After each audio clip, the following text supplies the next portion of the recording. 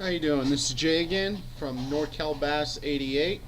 It is April the 5th. I believe it's April the 5th. April the 5th. It's 1 o'clock. About to go fishing right now. It's about 55 degrees outside. The water's pretty damn cold. The fish are really lethargic. But I'm about to go hit up a small local pond and see what I can do. But before I go out there, I was going to talk to you guys a little bit about shaky heads. These little nice little shaky heads. When you buy a shaky head jig, they have round ones and they have flat ones. I personally, I used the round at first, but these flat ones, if you can see this, have a flat bottom. Let me get this light in here a little bit better. But a flat bottom with a screw lock.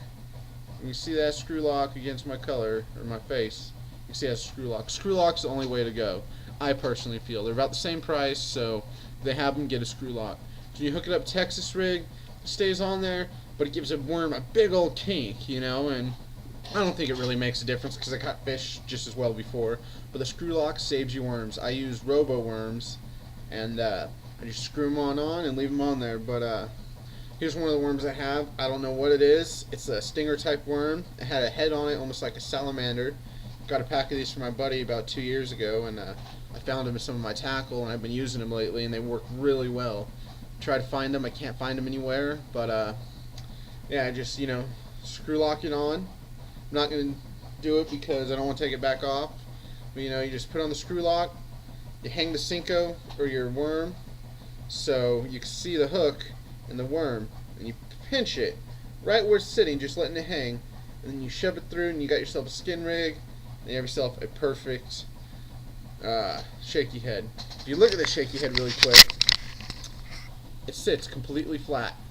So when it's in the water, most cases and not, unless you're dragging it, it's going to pop. When you pop it up, it'll come down and land flat, just right on the bottom. So that's the great thing about these flat ones instead of the round ones, even though they have the angle on your hook wires, so they try to sit up. I just don't like them. These things, I prefer. I feel that they fish better and everything else. So yeah. Another tip I have is from this gentleman from Bass End Vlog 25. He said throw a Cinco on your shaky head, and let me see if I can grab an old one that's kind of tore up because I don't really want to throw a new one on right this moment. Here we go. Here's a nice little Cinco missing the tail. It was a fluorescent tail, and I cut it off for usage. I didn't want it on there. But you take your Cinco.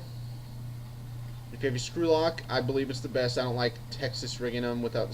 It just seems to tear it up. But when I use the screw lock ones, I can fish a whole day or more with the same worm. But I like to push it down once I get towards the end. Just really snug it on there nice and tight.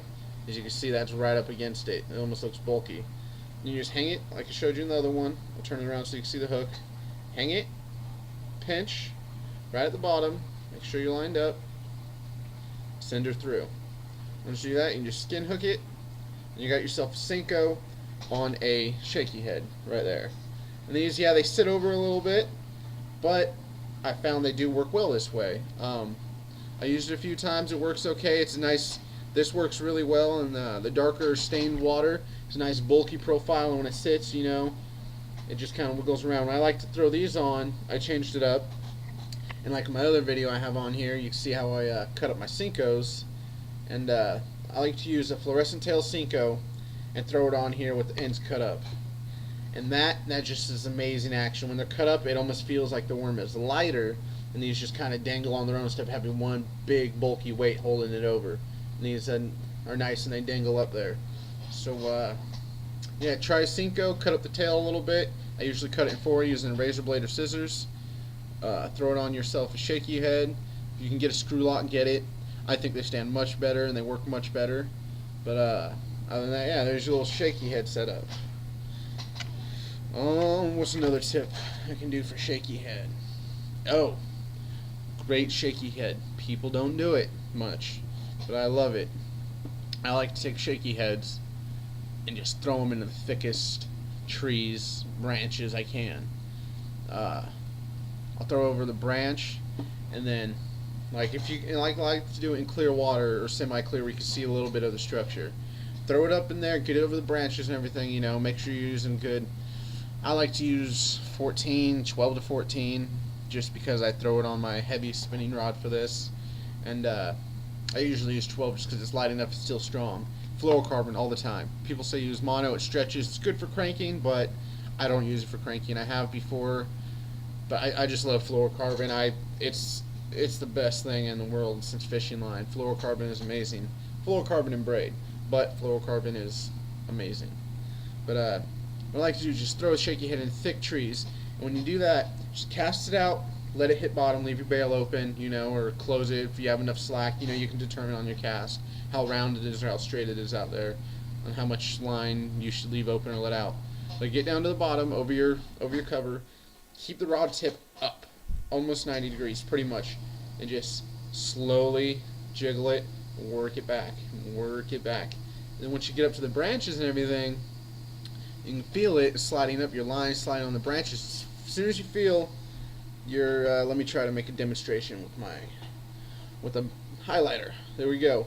So your shaky head is coming up. You feel it hit the branch. Once you do that, just wiggle it. And as you wiggle it, it'll just go like that, right up on the branch. And you can wiggle it up, and then pop it. And just let it die. Let it die. You get up on your next branch, just get it against it, and just wiggle it. Just pull it. And it'll want to sit, and it'll just wiggle right there on the branch. And the fish, if they're there, they can't help it. They just attack these. And I find doing that way works best with the Cinco. The lighter worms are really hard to feel. Cinco has a little bit of weight to it, and you can feel it jumping up and down on that branch. I found it to work pretty well because this Texas rig, as you know, if you're throwing a worm Texas rig with a nose weight in it or even weightless, when it hits that branch, it's just going to want to come right up and over. With this little shaky head is going to want to almost catch.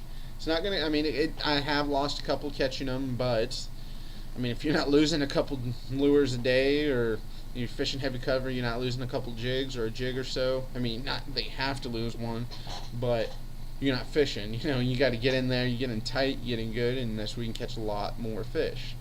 But using this, just popping it over, making it hook, and then once you get it, you feel it, you're shaking it a little bit, just give it a twitch, make it jump up, and let it sink back down.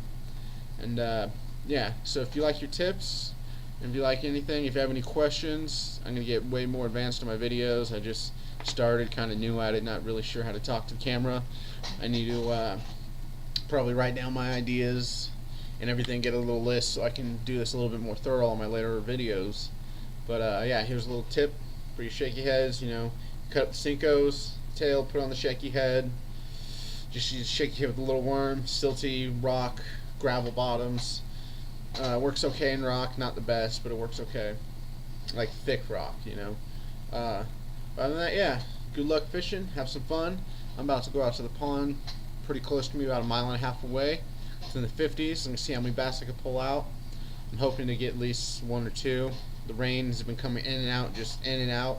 In about 2 hours, we're supposed to have some rain, so hopefully this high pressure will get a couple of them to bite. Even though lethargic still, I might get a couple.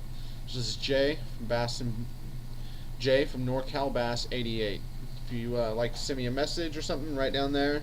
Got a question? I don't know where else you can send it. I'm not very great or literate with YouTube and just computers in general. I know how to use them, but yeah. Anyways, send me a message. Let me know what you have, what you like. You have any questions?